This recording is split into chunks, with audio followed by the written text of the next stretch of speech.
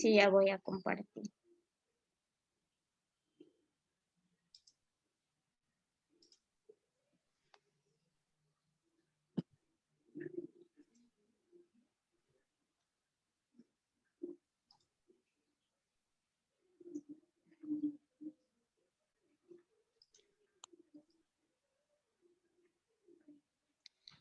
Ahora sí.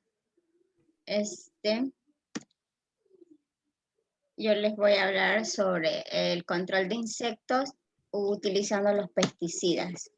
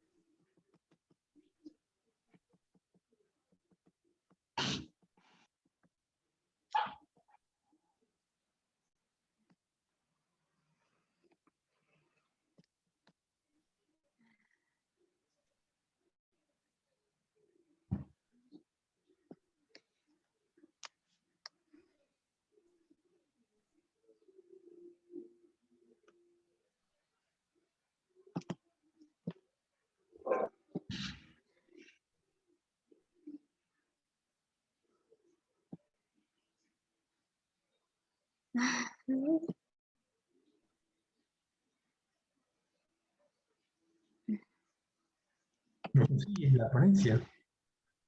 No, es que se me ha perdido el archivo. Yo lo dejé ahí, pero habría otro archivo equivocado.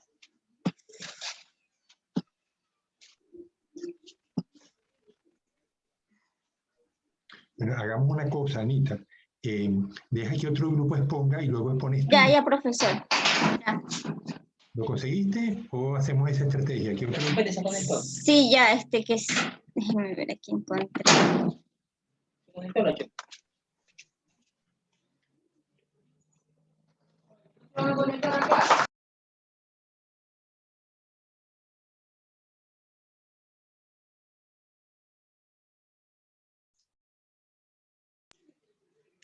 Profesor, ¿qué pasa el siguiente grupo?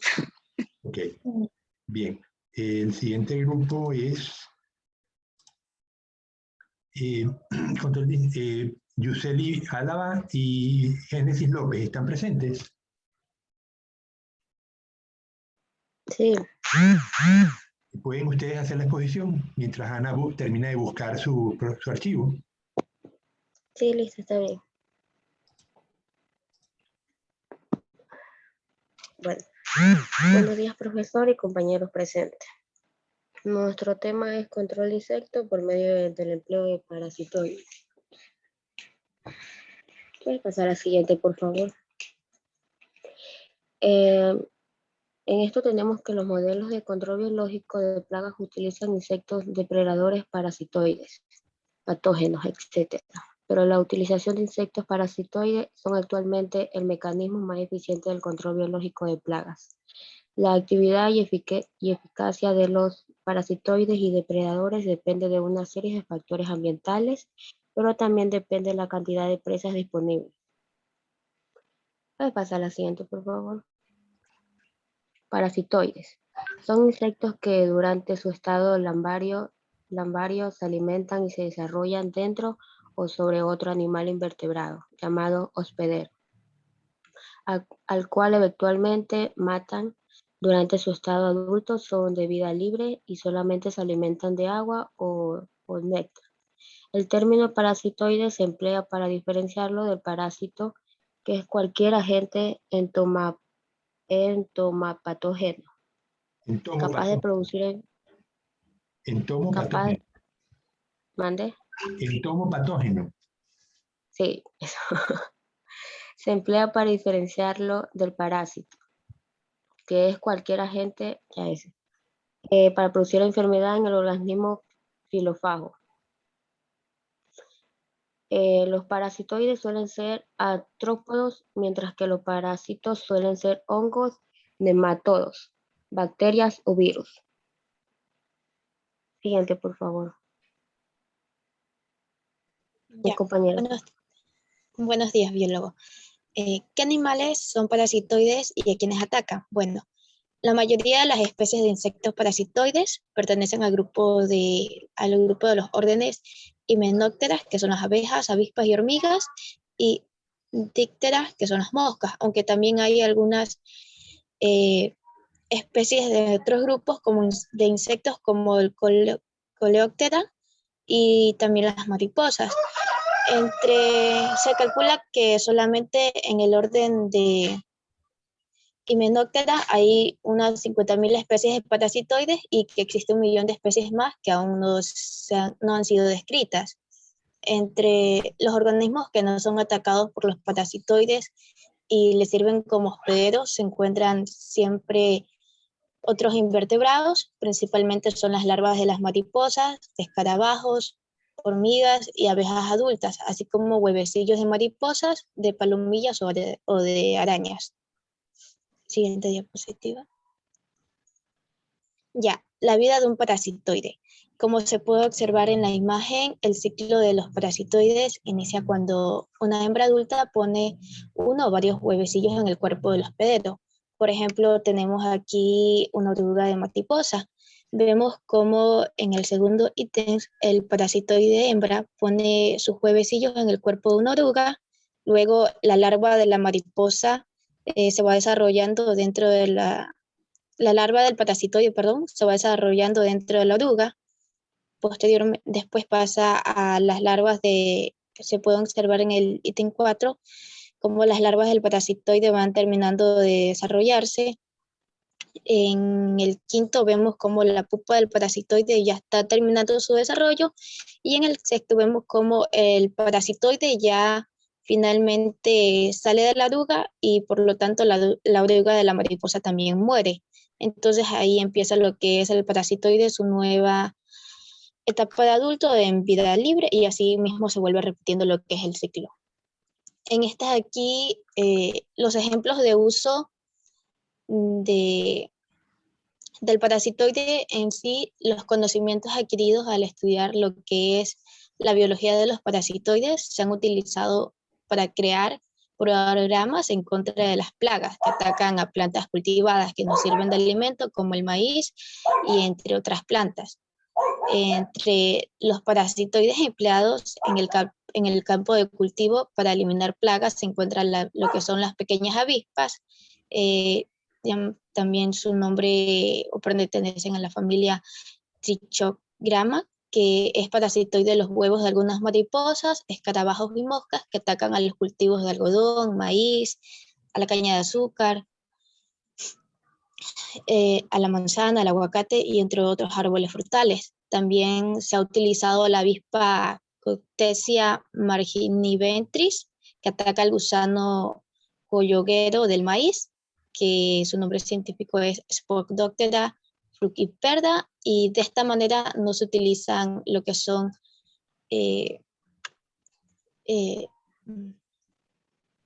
para fumigar o controlar estas plagas utilizando algún tipo de controlador que tenga algún tipo de químico. Y es un mecanismo de una manera mucho que se puede emplear, pero claro, teniendo el control sobre todo. Siguiente diapositiva. Bueno, eficiencia de los insectos parasitoides en el control biológico de plagas. La creciente limitación de sustancias activas que pueden componer los tratamientos químicos para el control de las plagas agrícolas, así como su coste económico y el coste del monitoreo. Favorece que se generalice el uso de métodos biológicos para el control de plagas, utilizando sus enemigos naturales. Es por eso que en la diapositiva anterior que le mostró, se menciona que la utilización de los insectos parasitoides son actualmente el mecanismo más eficiente del control de plagas, por diversas razones. Porque un solo parasitoide puede poner huevos en cientos de insectos, facilitando una reducción en la población de la plaga, ya que a mayor éxito reproductivo, mayor parasitismo, mayor mortalidad de huéspedes y mayor nivel de control biológico.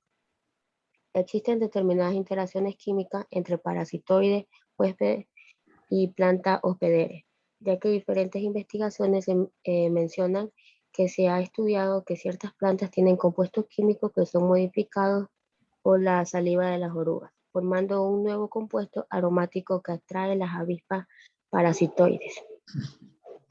Finalmente tenemos que los parasitoides se adaptan muy bien a la dinámica poblacional de la plaga debido a su propia determinación sexual, haplodiploide, ya que en la mayoría de las especies parasitoides los machos provienen de huevos estériles. Ese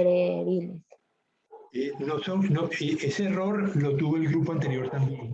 En el grupo no pueden ser huevos estériles, son huevos haploides.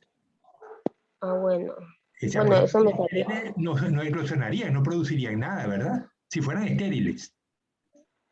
Bueno. Ok, ¿seguimos? Sí. Por esto la determinación sexual de cada progenie no depende de los procesos genéticos aleatorios. Las hembras parasitoides pueden condicionar el sexo de cada progenie y su elección corresponde a decisiones adaptivas. Siguiente diapositiva, por favor.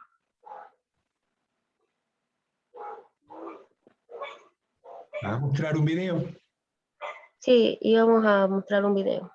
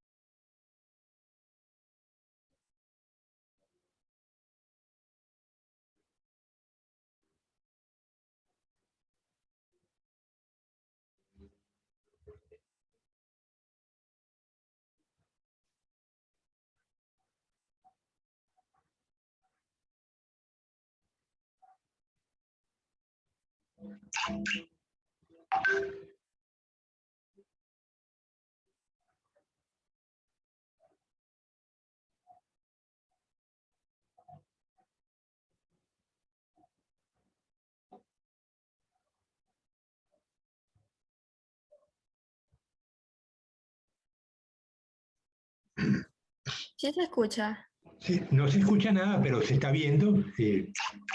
Pero pudieras narrarlo si quieres, Yuseli. Bueno, de lo que medio cogí y entiendo en sí, es que, por ejemplo, ahí vemos lo que es una avispa, si no recuerdo muy bien el video, y en donde está depositando sus huevecillos en un organismo, no recuerdo qué tipo de organismo es, pero ahí ellos lo que hacen es coger y depositar sus huevos y así mismo como que se va repitiendo el ciclo del parasitoide hasta que ellos cojan y sean ya adultos. Ahí vemos en la imagen como, en el video, perdón, como ellos, ahí, es una mosca, pensé que era una avispa.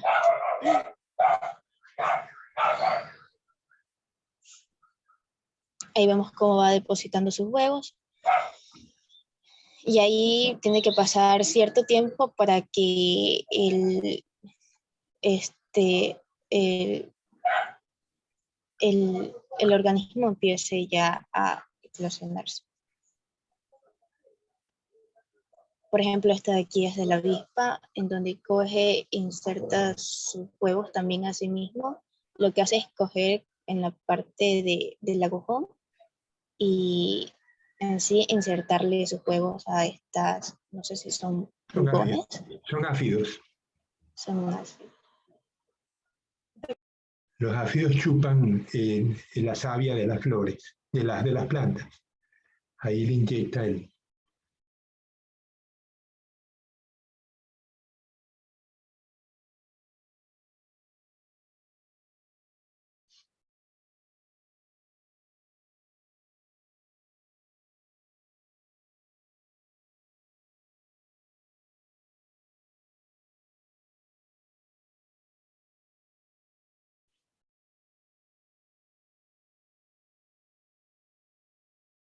Estos son ácaros, ¿no? Sí, ácaros con la araña roja, si no me equivoco.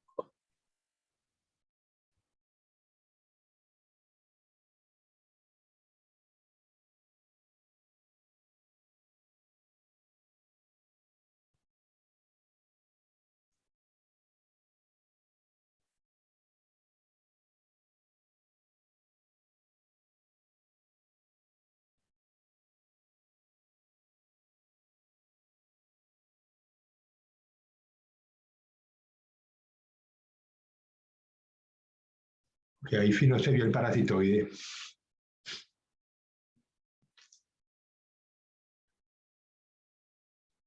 Bien, ¿algo más, Yuseli y Génesis? No, biólogo. Eso sería todo. Aunque no se puede escuchar. Ya. Gracias, está muy bien diseñado y al menos los ejemplos que mostraron en el video están muy buenos también. Algo que no mencionaron, o sí lo mencionaron, pero no lo destacaron, es la eficiencia de los parasitoides en conseguir presas. Cuando uno agrega un insecticida, uno espera que la sustancia entre en contacto con el insecto, que eso nos va a hablar más adelante, pues, Ana. Pero en el caso del parasitoide, el animal busca intensamente al hospedero, a la víctima eventual, y lo hace con altísima eficiencia. Una vez que, que la plaga desaparece, ¿qué pasa con el parasitoide, Génesis?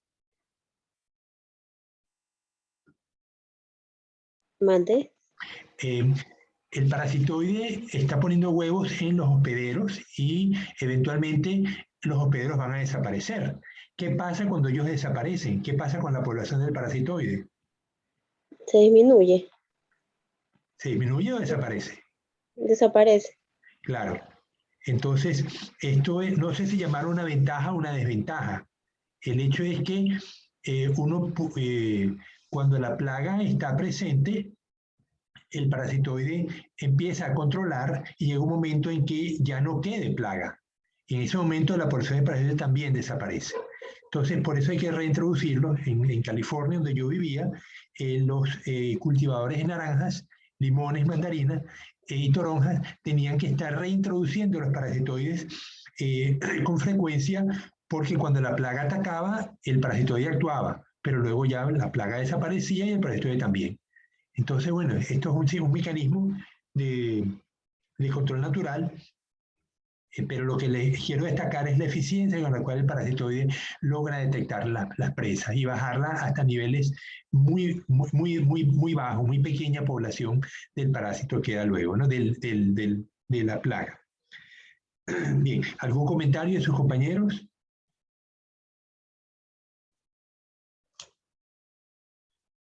Bueno, vamos entonces a continuar. Dime, Ana Anchundia, si estás lista. Sí, profesor. Ok, estás.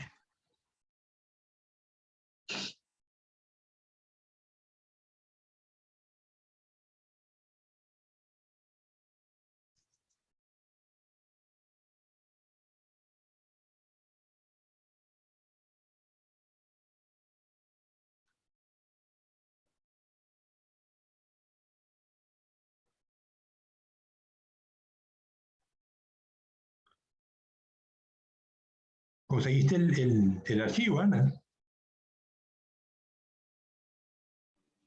Sí, profe.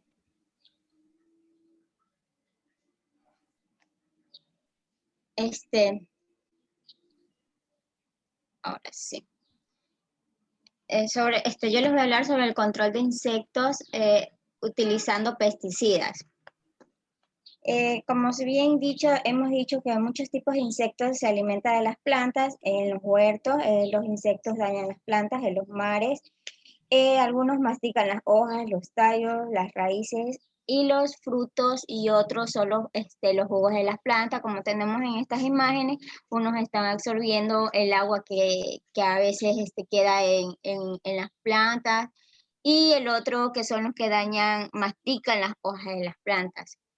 De acuerdo a estos, los insectos atacan las plantas en cualquier época del año. Algunos insectos se alimentan de los brotes y plantas jóvenes, otros se alimentan de las plantas en crecimiento o de las plantas maduras y los frutos.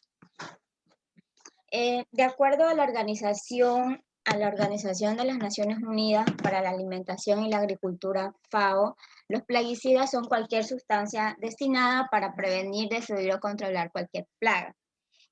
Esto también tenemos utilizado, que es el medio ambiente, también incluye todos los seres vivos e inanimados que nos rodean, incluyendo el agua, el aire, las plantas, el suelo y la vida silvestre. Los pesticidas también pueden ser útiles en el tratamiento de plagas en nuestro medio, como el control de especies de plantas invasivas que amenazan los hábitats nativos. Pero el uso incorrecto o imprudente de pesticidas puede dañar el medio ambiente. Tenemos que también los pesticidas son considerados como las medidas de control de último recurso, ya que su mal uso se crea serios problemas ambientales y de seguridad alimentaria. Esto es como cuando a veces sobrepasan los insecticidas, rodean para fumigar, para que no existan este tipo de insectos por ejemplo, que se coman las plantas. Le ponen esos insecticidas, y a veces hay algunos que, por ejemplo, deberían de leer las etiquetas, porque no todos son como que se llama, son en vez de matar el insecto, destruyen las plantas. Y ya, por ejemplo, tenemos algunas sugerencias también para minimizar el riesgo al medio ambiente al usar los pesticidas, que son cuando los pesticidas entran en nuestro medio, los ingredientes y las condiciones afectan el tiempo que durarán y a dónde irán. Por eso se dice que hay que leer las etiquetas del pesticida, incluyendo la sección de riesgos ambientales. También tenemos los métodos para prevenir o controlar el daño causado por insectos, que son aplicar la cantidad correcta de fertilizantes y agua cuando sea necesario. Algunos insectos, tales como los áfidos y las arañitas rojas, se pueden lavar de las plantas con una manguera, y frecuentemente el control químico puede ser necesario para obtener mejores resultados. Se trata de las plantas antes de que nuestros insectos en el jardín sean muy grandes. También muchos insectos se pueden manejar sin usar insecticidas, que son los pesticidas, pero este control requiere más tiempo y esfuerzo. También puede resultar en daños ligeros a las plantas. Y entre todos también, bueno, antes de eso también es que se debe de leer la etiqueta para ver si dicho insecticida está recomendado para el tipo de insecto y el cultivo que se quiere tratar. Antes de usar insecticidas se debe leer la etiqueta para saber la cantidad que se debe de usar, y todos los insecticidas no son venenosos, así que se debe de usar con cuidado y mantenerlos fuera del alcance de los niños y las mascotas. Y tenemos los tipos de pesticidas más utilizados, que son como algunos algicidas, antimicrobianos, desecantes, defoliantes, desinfectantes, los fungicidas, herbicidas, pesticidas, insecticidas, reguladores de crecimiento de insectos, las acáridas, bolas de naftalina, ovicidas, feromonas, reguladores de crecimiento de plantas, repelentes, los rodenticidas, molusquicidas y los conservantes de madera. Ahí le tocaba a mi compañera, pero no está presente. Pero tiene más material para mostrar. No, profesor, es que yo le escribí para unir los dos, pero nunca me respondió, no me dijo nada. Ya. Es una lástima porque nos quedamos con las ganas de saber cómo actúan los insecticidas a nivel de la fisiología del insecto, ¿no? Usualmente los pesticidas van a afectar el metabolismo interno de la célula, a veces va a afectar la mitocondria, y al no haber funcionamiento de la mitocondria no hay energía y obviamente la célula pues muere. Así funcionan, por ejemplo, algunos los pesticidas contra los nemátodos, platelmintos, lo que muchas veces lo tomamos nosotros, ¿no? Cuando nuestros padres nos dan medicamentos contra las lombrices, pues usualmente esos medicamentos tienen ese efecto bloqueador de las funciones mitocondriales, y la célula, pues al carecer de energía, pues muere, ¿no? Bien. ¿Por qué decías, Ana, que los pesticidas tienen efecto ambiental también? Sí. Sí tienen efecto ambiental porque dicen que bueno, como el medio es todo lo que nos incluye todos los seres vivos, entonces los pesticidas dicen que pueden ser útiles para el tratamiento de plagas. Y también evita el control de especies, por ejemplo, lo que son los insectos, como la araña roja, las babosas, los caracoles, que son los que más comúnmente se comen las hojas de las plantas. Claro, pero el pesticida, una vez que llega al ambiente, puede afectar otros organismos distintos de la diana. O sea, la diana es el insecto que quiero controlar, pero cuando yo agrego un insecticida, también puedo afectar a lo mejor otros insectos que no me da el interés. Yo quería controlar una mosca que me está afectando unas plantas en el jardín, y empiezo a afectar también a las mariposas, que no eran diana, pero son insectos. Entonces, ¿de qué manera se evita que una vez que se agrega un insecticida siga afectando a la plaga a lo largo del tiempo?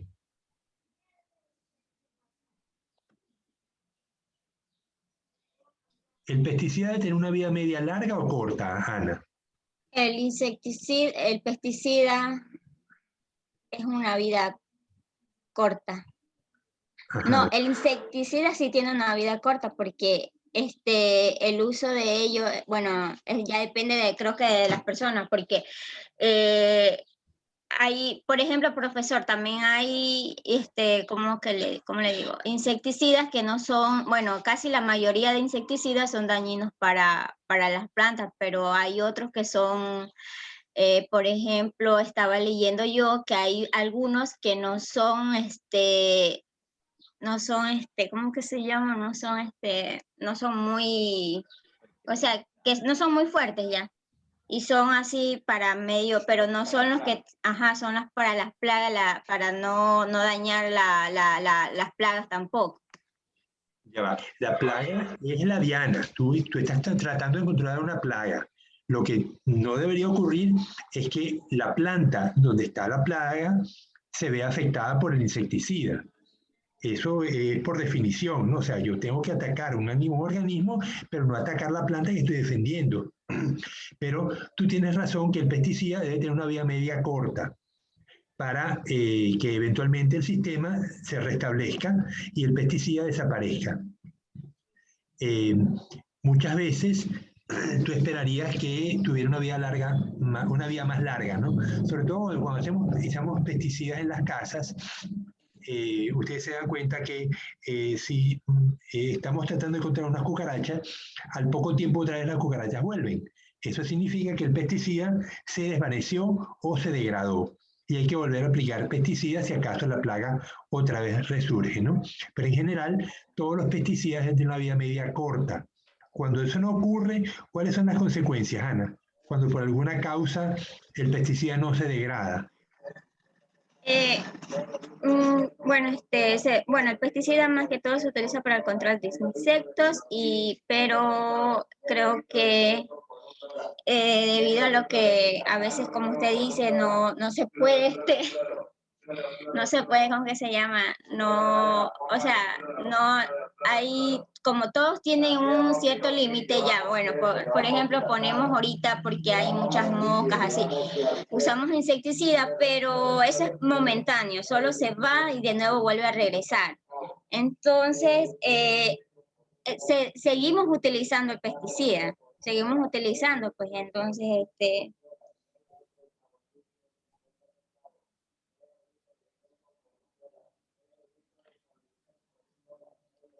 ¿Qué pasó, Anita? mande. No, seguimos utilizando el pesticida, pero la pregunta era, ¿qué pasa cuando por alguna causa, por ejemplo, en un suelo anóxico, donde no hay casi oxígeno, el pesticida tiende a no degradarse? Eso pasó con los manglares. Entonces el pesticida se vuelve tóxico entonces empieza a destruir las plantas y empieza a hacer efectos en el suelo también. Claro, ok. Bueno, gracias por la exposición. Lamento que esta muchacha no participara, porque ahora se nos crea el problema de qué nota le ponemos a ella, ¿no? Que va a tener que hacer un seminario por su cuenta. Bien, vamos entonces con el siguiente grupo.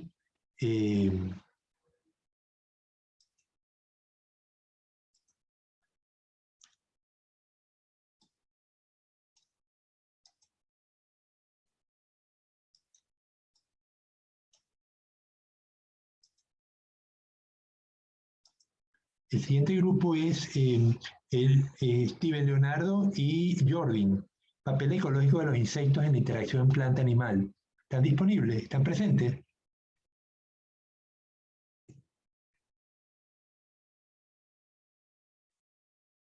No hay respuesta. Bueno, y lo puedo ver si están.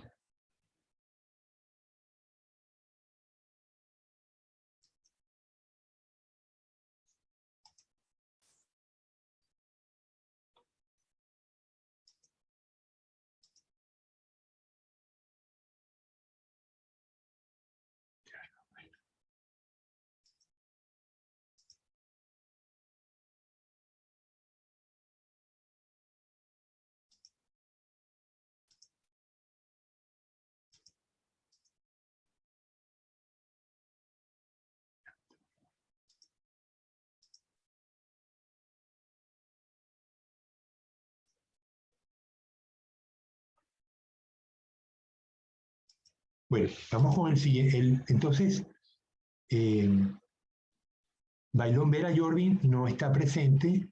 Entonces, vamos a ver Carlos Delgado y Kevin Rivera.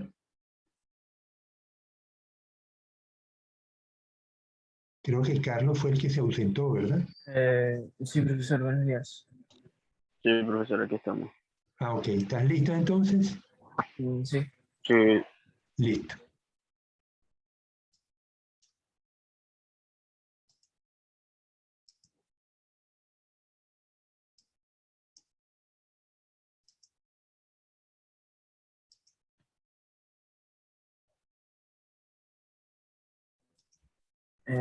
Buenos días, profesor, compañeros. Nosotros vamos a abarcar el tema de los insectos beneficiosos para el hombre.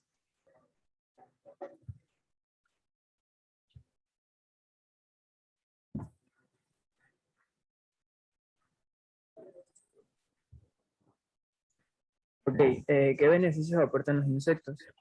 Muchos de los artículos escritos acerca de los insectos generalmente tratan de su acción destructiva, a tal grado que estamos en peligro de olvidar que muchos insectos tienen atributos y hábitos benéficos.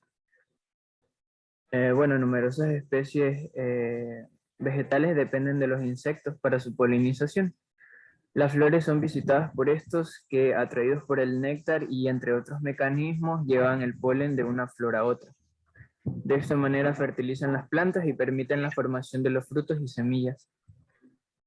Los beneficios más obvios y tangibles que se originan en las actividades de los insectos provienen del uso de cosas que los insectos hacen, como colectar o producir, tales como la miel, la cera y en menor medida la seda, las lacas y las pinturas. Los insectos también juegan un papel importante en los ensayos de laboratorio. La facilidad de manejo, la rapidez de la reproducción y la gran variabilidad y el bajo costo del mantenimiento y la cría hacen que los insectos animales sean fáciles de criar en laboratorio. Los fundamentos de la genética moderna se han derivado de estudios hechos sobre la mosca de la fruta.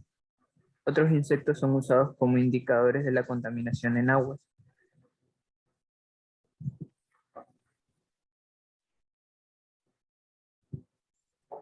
Perdón.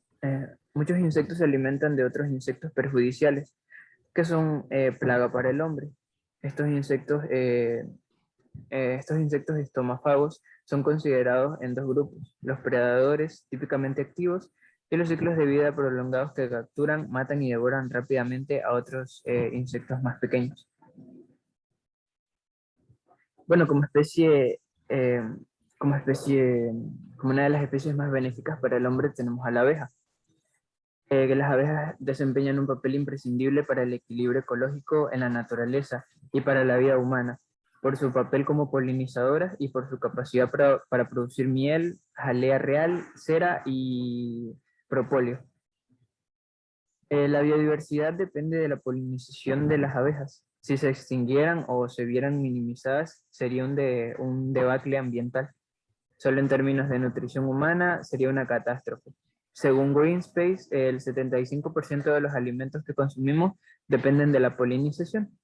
Además, el equilibrio ecológico desaparecería, porque el 70% de las plantas dependen de la polinización. Y más de 4.000 especies de plantas sobreviven gracias a las abejas.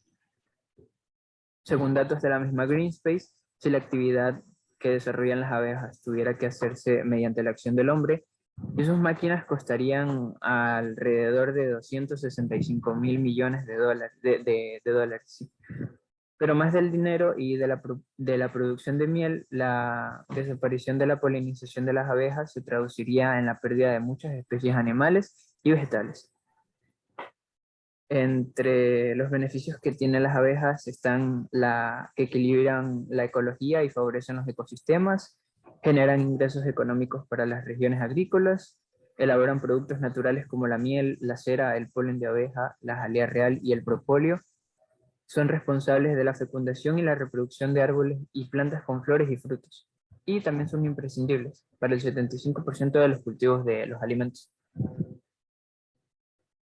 Bueno, otra especie también beneficiosa, pero también a su vez como que destructiva, tenemos a la mantis religiosa. Ok, la mantis religiosa es un insecto carnívoro que pertenece al orden Montodea y de la familia Mantidae. Estas pueden alcanzar una altura de 15 centímetros y además presentar una coloración que va desde su verde brillante hasta el marrón. Es importante señalar que este insecto está diseñado especialmente para depredar y para cazar. Eso es uno de sus principales motivos por los cuales se las considera tanto una especie beneficiosa como no beneficiosa.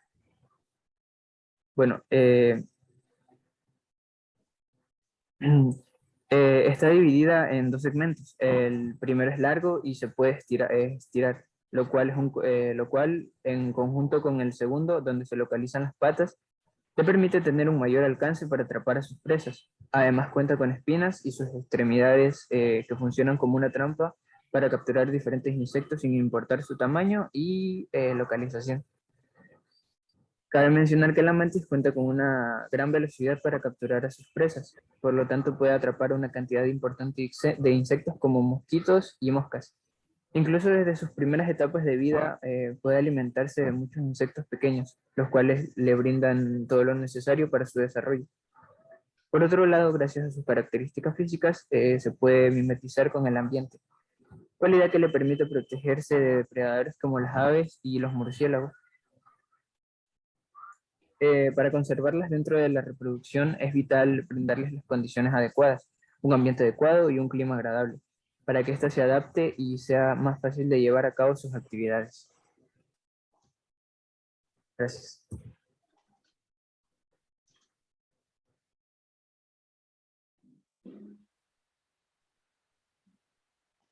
Ya, mariquitas. Las mariquitas son voraces consumidores de pulgones y ácaros y cochinillas de las plantas, por lo que se ha potenciado su uso como insectos controladores biológicos de las plagas en jardines y cultivos. Estos insectos mencionados son muy dañinos y perjudiciales, por lo que las mariquitas son muy apreciadas por su efecto biológico. A su vez, las mariquitas cuentan con depredadores naturales como pájaros, arañas, libélulas, diversos anfibios, entre otros. A manera de curiosidad, la mayoría de las mariquitas emiten una sustancia de olor bastante desagradable que usan como mecanismo de disuasorio de defensa. Antes, sus depredadores naturales, antes sus depredadores naturales. Las hembras ponen sus huevos, que van de aproximadamente un número de 400, el número que varía según estudios. Cerca de las colonias de pulgones, colocan sus huevos cerca de las colonias de pulgones para que cuando emerjan las larvas tengan alimento en la proximidad.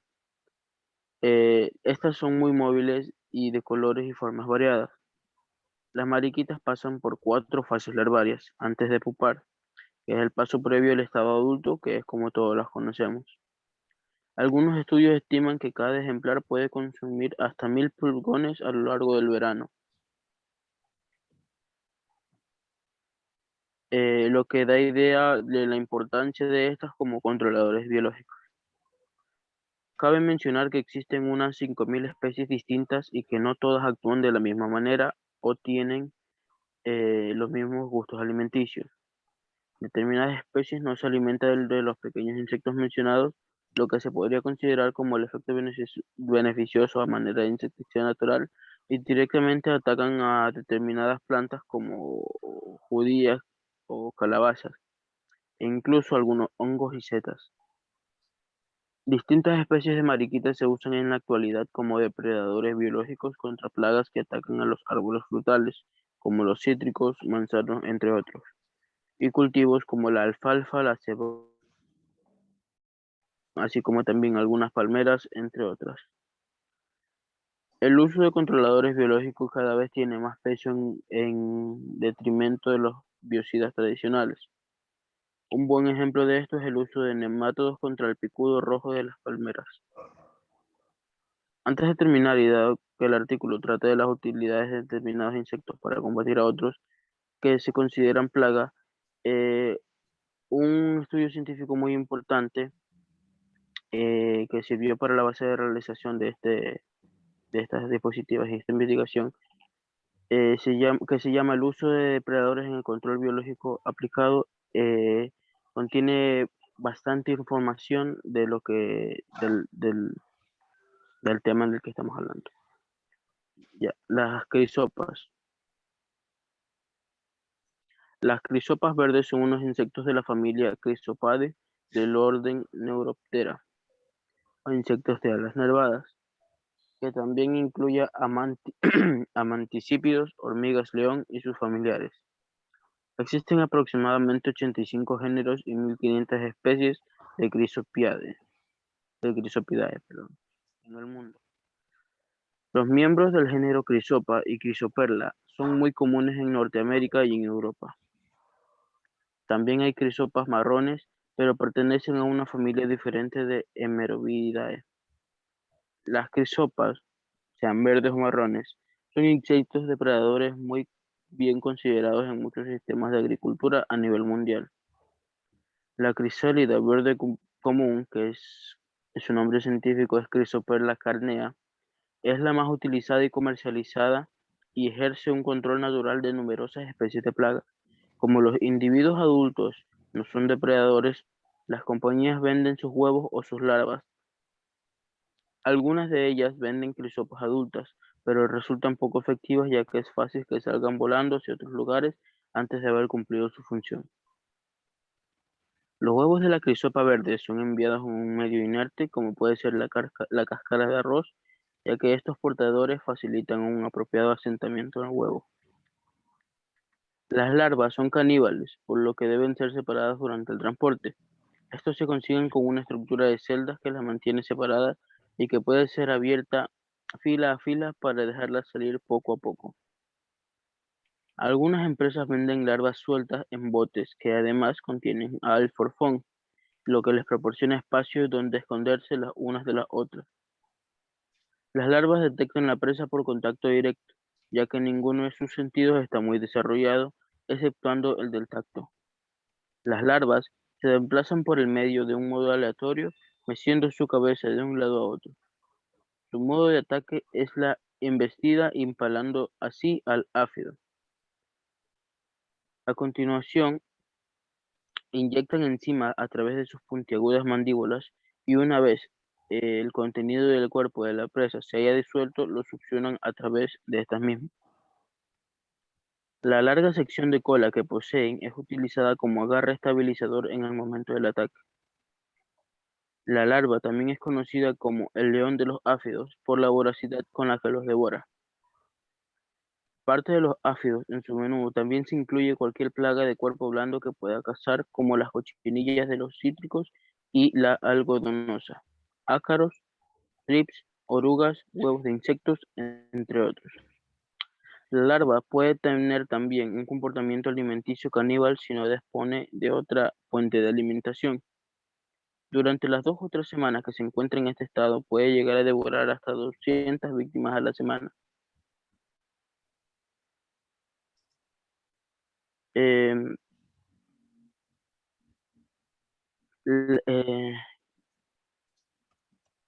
Gracias. ¿No tienes una foto de una larva de crisopa? Un No, momento. pues eso. Bueno, vamos a verla aquí.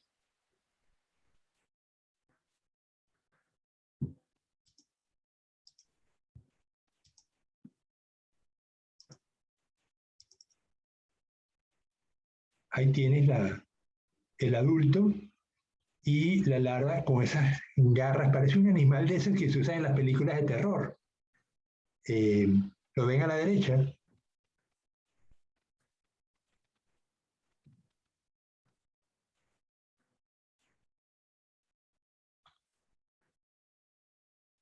Bueno, entonces, curioso que no...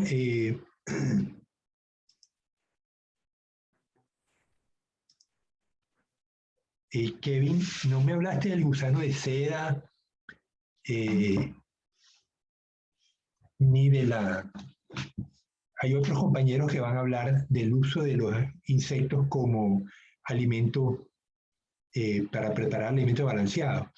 Pero ustedes lo han podido mencionar de pasada, ¿no? Porque mencionaste una inmensa cantidad. Inclusive, a mí se me había pasado el uso en los laboratorios de los insectos como indicadores de contaminación en frutas, o inclusive se pueden usar para determinar toxicidad en alimentos.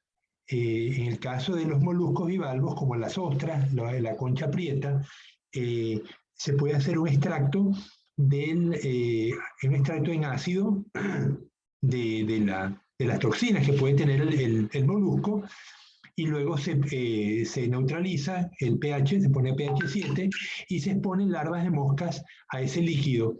Si la toxina está presente, las larvas de moscas enseguida mueren. Mientras que si persisten, pues ya tenemos, uno puede calibrar a qué concentración empiezan a morir las larvas de mosca, ¿no? Los gusanitos. Pero ya ustedes lo habían mencionado, en el caso de las frutas, que se podía medir la toxicidad en frutas, también exponiendo larvas de insectos. Es decir, que la utilidad de los insectos es diversa. Ustedes hicieron énfasis, Carlos y Kevin, sobre el uso como controladores de otras plagas, ¿no? Esto complementa la exposición que dio Génesis y Yuseli sobre el uso de insectos como parasitoides, que es también, en el caso del último animal que ustedes mencionaron, que es un depredador, mientras que Génesis y Yuseli hablaban de el animal que no es que se comía el hospedero, sino que depositaba huevos en el hospedero y eventualmente el hospedero desaparecía. Bien, bueno, gracias Carlos. Tenemos un siguiente grupo. Luis Ávila y José Vera están presentes. Sí, profesor. Ok, ¿están listos? Claro que sí.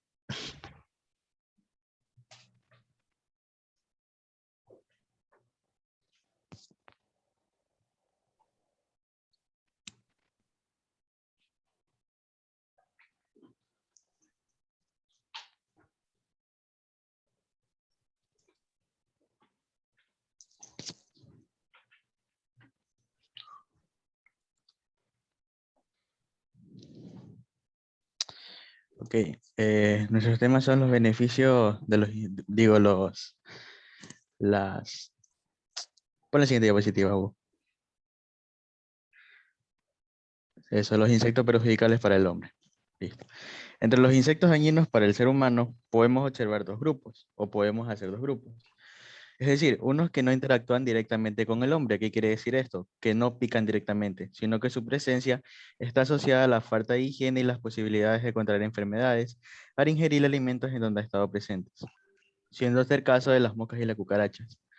Tales insectos son responsables de numerosos padecimientos gastrointestinales y de la propagación de enfermedades infecciosas.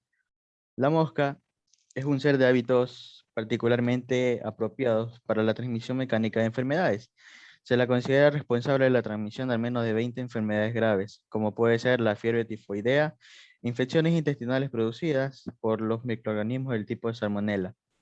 La diarrea infantil también entra en esto y otras afecciones digestivas del lactante que puede experimentar un aumento extraordinario en los meses de calor, coincidentes con el gran número de moscas que puede invadir los hogares. Su combate radica radicalmente en la medida de saneamiento preventivo, que impiden sus accesos a medios donde se alimentan o se reproducen, tales como los basurales, las laterinas, el estiércol, entre otras, complementadas con el uso de plaguicidas. Las cucarachas viven en lugares donde existe calor, humedad y alimento, como pueden ser las cocinas, las despensas, las bodegas de alimento y sitios donde se acumula basura. Pueden transportar agentes patógenos, como lo son las bacterias, los quistes y huevos de parásitos, sobre la superficie de su cuerpo o por su tubo digestivo, eliminándolos a través del vómito o la defecación. Su control se basa en un buen conocimiento de su biología y hábitos, siendo de la primera importancia el aseo y la limpieza general, así como la disposición de basuras en recipientes tapados. Ya. Un segundo grupo está compuesto por insectos que tienen contacto físico, como lo son los mosquitos, los piojos, las purgas, las chinches, los tábanos, los yeyenes, y ya, si pican al hombre. Además del picazor, hay un escozor que produce reacciones alérgicas y una incomodidad provocada, mediante cuál es la vía donde puede transmitir enfermedades de diversos tipos. Las picaduras de mosquitos, purgas, piojos y chinches pueden causar picazón antes que dolor, aunque en la mayoría de los casos, estas mordeduras y picaduras pueden ser tratadas en casa fácilmente. Sin embargo, esto depende de la persona, ya que hay algunas personas que pueden tener reacciones alérgicas severas. Los síntomas que no implican una urgencia varían de acuerdo con el tipo de insecto de la persona. La mayoría de las personas experimentan dolor localizado, enrojecimiento, hinchazón o también picazón. También se puede experimentar una sensación de ardor, entumecimiento o hormigueo. Las purgas también entran en esto. Estos son insectos que carecen de alas, chupan sangre y se alimentan tanto de perros, gatos, seres humanos y otras especies. Las purgas prefieren ser huéspedes de los gatos y perros, pero en la ausencia de ellos, pueden utilizar a los humanos u otros animales disponibles como su huésped. En ausencia de su normal anfitrión, comienzan a picar a los dueños. Las picaduras con frecuencia ocurren alrededor de la cintura, los tobillos, las axilas y en la parte posterior del codo y las rodillas, provocando pequeñas ronchas que pueden ocasionar prurito y sangrientos. Los piojos también, que son pequeños insectos parasitarios que pueden propagarse a través del contacto íntimo con otras personas. Cabe recalcar que existen 3 tipos de piojos, entre los cuales tenemos los piojos de cabeza, piojos de cuerpo y los piojos púbicos. Los piojos del cuerpo pueden alcanzar los 2 a 3 milímetros de largo, mientras que los piojos púbicos son mucho más pequeños. Estos se alimentan de sangre humana y depositan su huevo y material fecal sobre la piel, aunque también hay evidencia de que puede depositar sus huevos en lo que viene siendo la ropa. La infestación de piojos en el cuerpo ocasiona una intensa picazón. Cuando los piojos del cuerpo no se están alimentando de sangre, están alojados en los pliegues y costuras de la ropa. Por lo tanto, este tipo de piojos se transmite a través del contacto con ropa infectada y ropa de cama, así como el contacto directo con una persona infectada. Estos son sus medios de contagio. También las chinches domésticas se alimentan de sangre, principalmente de sangre humana, al penetrar la piel con su pico alargado. Las chinches no transmiten enfermedades, pero se sabe que sus picaduras pueden causar rochas incoloras junto con una sensación de ardor y picazón o también la comezón. Los mosquitos, por ejemplo, pueden transmitir la fiebre amarilla, el dengue y la malaria entre las más conocidas. Los tábanos, familia de las moscas, pican al hombre y pueden transmitir igualmente enfermedades, aunque es algo poco común. Gracias.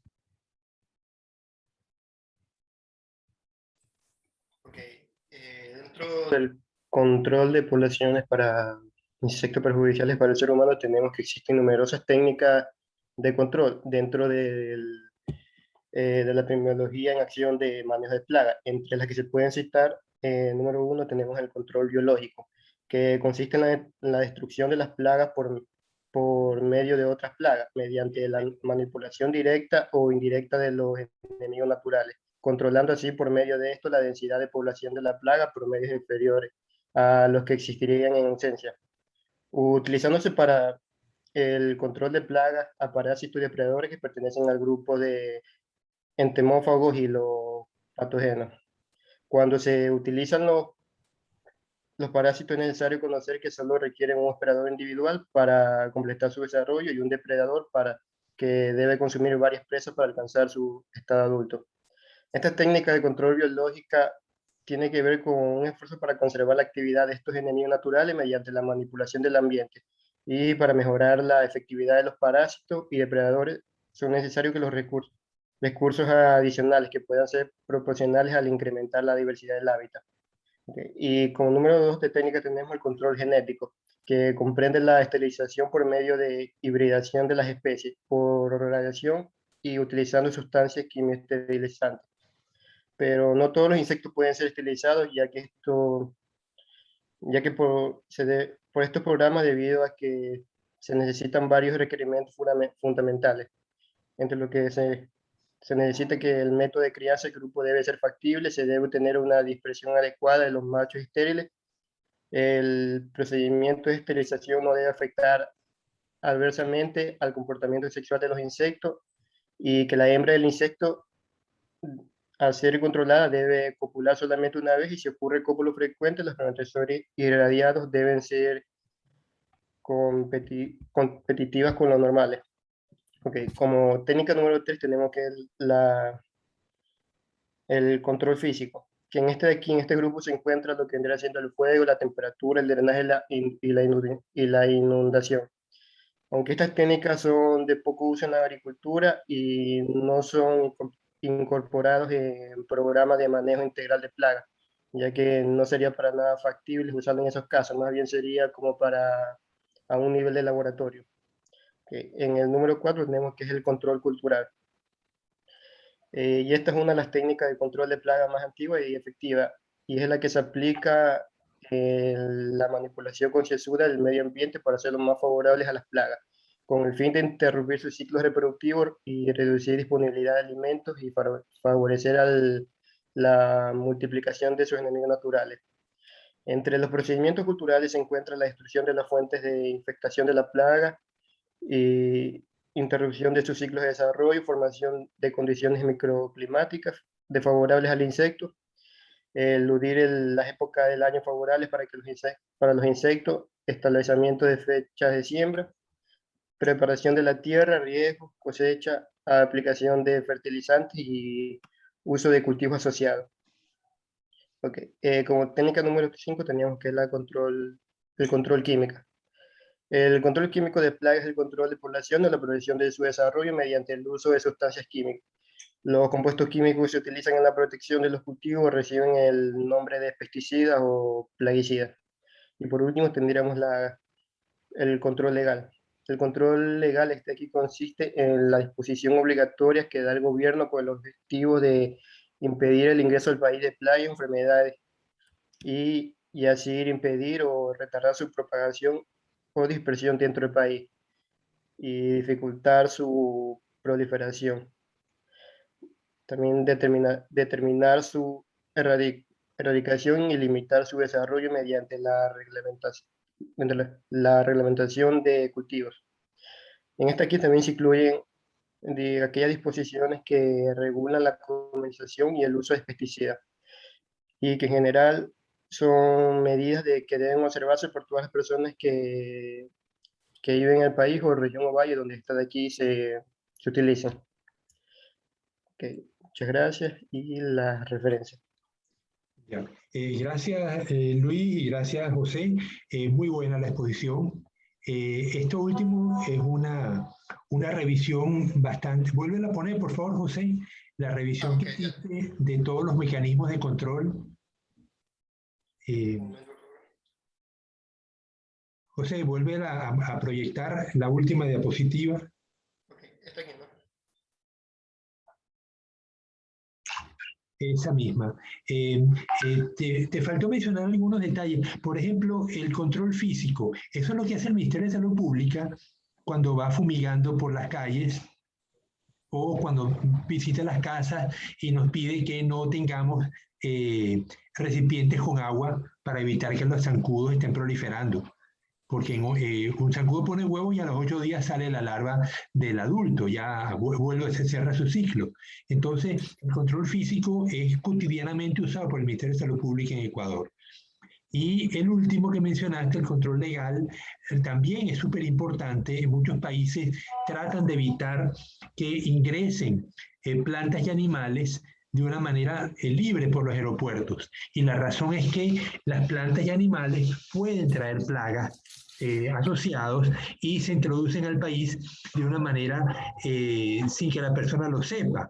Por eso es que normalmente en ningún aeropuerto del mundo uno puede llevar plantas o animales a no ser que vayan con un permiso sanitario. Por ejemplo, una mascota, perros, gatos, podemos llevar, ¿no? Pero cuando importamos animales de otros países, peces ornamentales, por ejemplo, estos vienen con un certificado sanitario del país de origen para evitar que se ingresen al país plagas que no tenemos, ¿no? Y la parte cultural me parece también bien interesante, el hecho de que las personas estén conscientes de cuándo podemos tener ataques de insectos.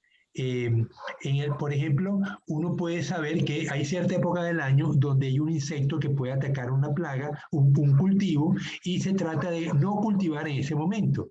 si lo cultivar antes o cultivar después, pero no exponer el cultivo a la época donde un insecto está en mayor intensidad, ¿no? Y mencionaste también, José, el uso de cultivos mixtos, de tal manera que yo no tengo exactamente un monocultivo, sino que tengo cultivos diversos en un ambiente, de tal manera que los insectos que pueden estar atacando un cultivo no necesariamente van a atacar al resto. Esa diversificación de las plantas en un cultivo permite controlar mejor los insectos. Cuando tengo un monocultivo, son enormes superficies, un mismo cultivo, y el insecto puede convertirse en plaga con más facilidad. Entonces, bueno, son elementos importantes que ustedes destacaron. Con respecto a los insectos perjudiciales, mencionaron los tábanos. El tábano corre el riesgo de que pica, pero pone huevos en el vertebrado. Ustedes saben que cuando los perros tienen heridas, las moscas se paran en la herida y depositan huevos. Entonces el perro pues tiene en la herida una cantidad de gusanos en desarrollo, ¿no? Y eso pues complica más la cura del animal, ¿no? Pero este problema de animales que ponen huevos en los cuerpos de los vertebrados, de los mamíferos, pues constituye un problema, incluyendo a los humanos. Los tábanos pueden poner huevos en nuestro cuerpo y tenemos entonces ahí un problema con unas larvas desarrollándose dentro de nuestra piel. Bien. Bueno, en general mostraron una amplia variedad de insectos perjudiciales, sobre todo los más importantes, como son los mosquitos, pero curiosamente no mencionaron uno de los graves que tenemos hoy en día, las langostas. ¿Pudieras hablar algo de eso, Luis?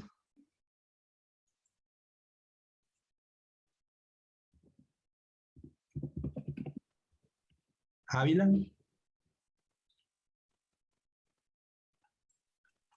No sé si me están oyendo los muchachos.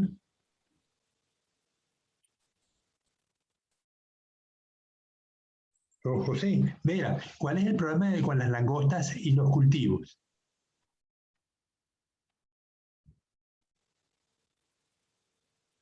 No tengo mucho conocimiento de eso. Eso lo buscó mi compañero Luis, pero parece que tiene problemas de internet. Está intentando prender el micrófono y no está funcionando. Pero conoces, las langostas son saltamontes, ¿no? Ajá, claro, sí, son una especie como de saltamonte, pero más grande. Claro. Que acaban con cultivo en general y son un problema bastante serio. Ya, ¿y cómo se las controla? Aquí se puede utilizar el uso de pesticidas, inclusive creo que también podría funcionar el control biológico, buscando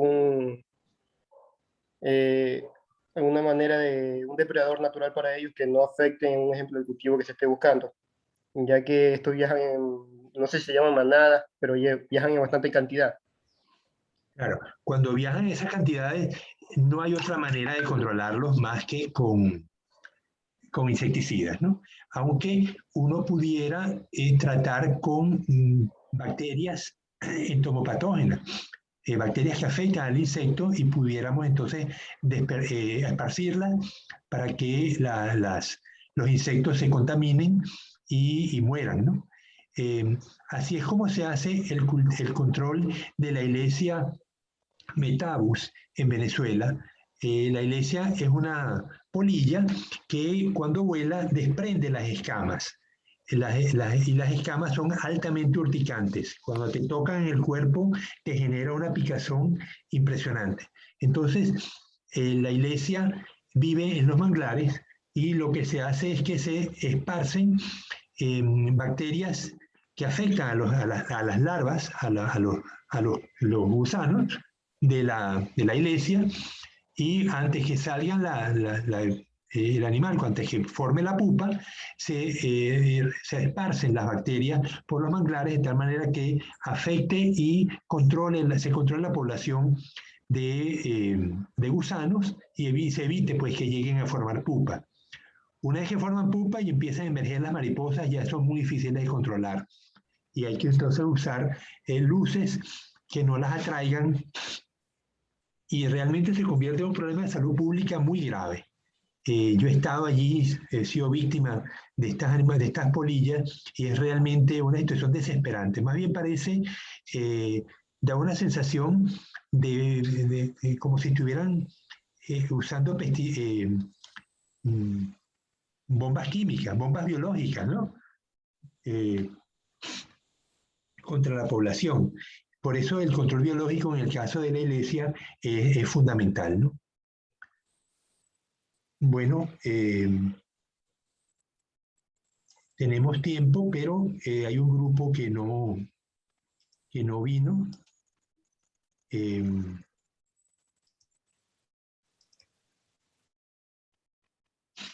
Así que a no ser que haya algún grupo que esté listo, que le tocara el viernes y que quiera adelantar.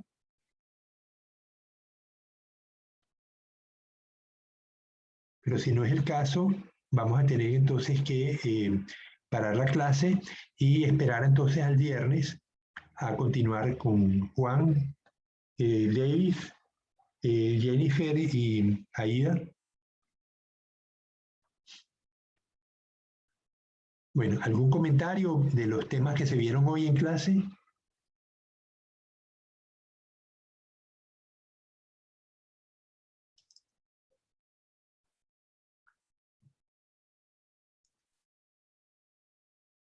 Bueno, jóvenes, entonces nos vemos el día viernes.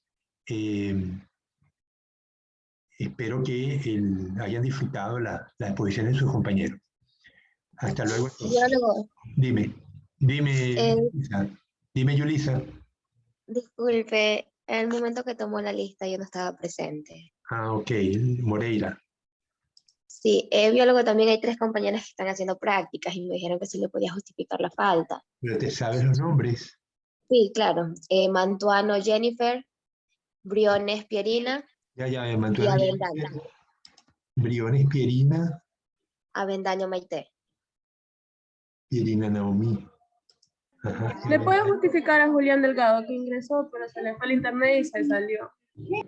Delgado, tengo Delgado, Carlos Eduardo y Julián Alberto. Delgado Pachay, sí, Julián Alberto. Listo, ¿alguien más? Avendaño, profesor, ya no. No, ya está listo, ahí está listo. Maite Milena. Bueno, muchas gracias. Ok. Buen día, biólogo. Christopher Mera. Mera Christopher. Mera y Christopher Javier. ¿Listo? ¿Alguien más? Buenos días, biólogo. Mero Arsental. Mero Arcentales, Jonathan, Cristian Jonathan. ¿Listo? Sí. Ok. ¿Alguien más? Bueno, entonces paramos aquí y nos vemos entonces el viernes